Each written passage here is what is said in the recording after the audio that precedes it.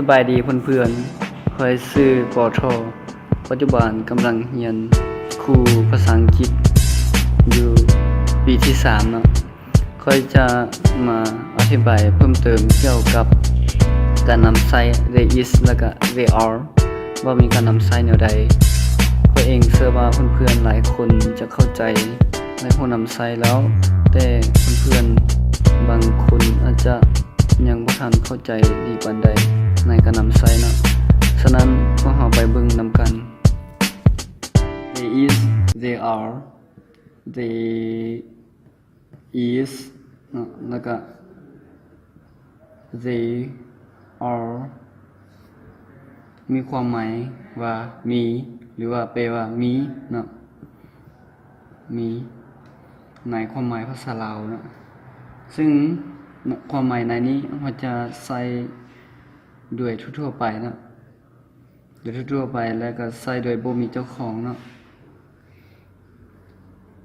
และ there is แล้วก็ there are เราจะใส่แตกต่างกันคือ there is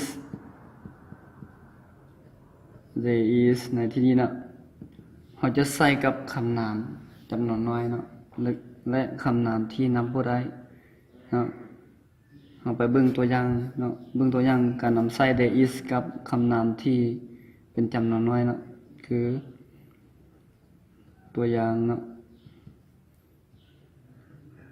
there is a cat in the kitchen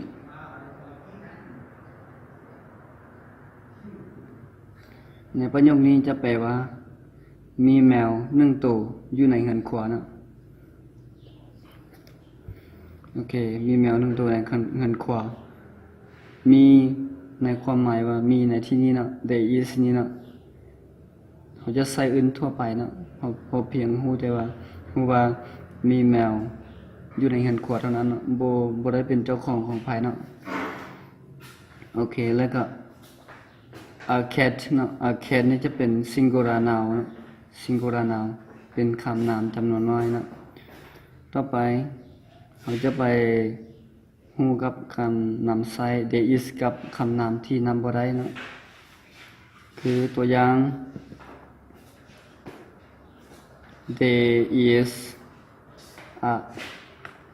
little of water หรือว่า water in the cup เนาะ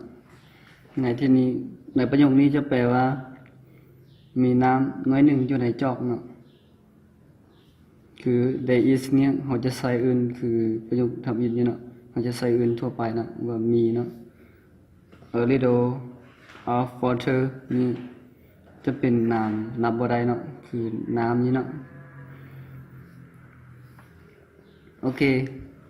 ต่อไปเราจะไปเบิ่งการนำใช้ they are เนาะ they are จะใช้กับ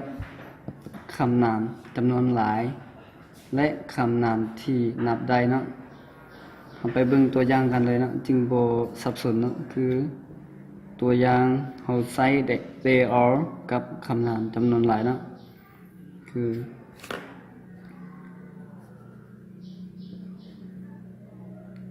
they are two dogs in the kitchen no. There are two dogs in the kitchen นะซึ่งประโยคนี้จะแปลว่ามีหมา2ตัวอยู่ในเรือนครัวเนาะในที่นี้เราจะใส่กับเราจะใส่ there are ไปกับคำนามจำนวนหลายเนาะคือในที่นี้เนาะ dog ในนี้จะเป็นคำนามมันจะมีหมา2ตัวเนาะฉะนั้นจะเป็นคำนามจำนวนหลายเนาะและคำนามที่นับได้เนาะก็คือ dog นี่หมานี่จะจำแนกอยู่ใน จำพวกคำนามที่นับได้เนาะคือมีหมาเขาจะนับได้คือมีหมา1ตัว2ตัว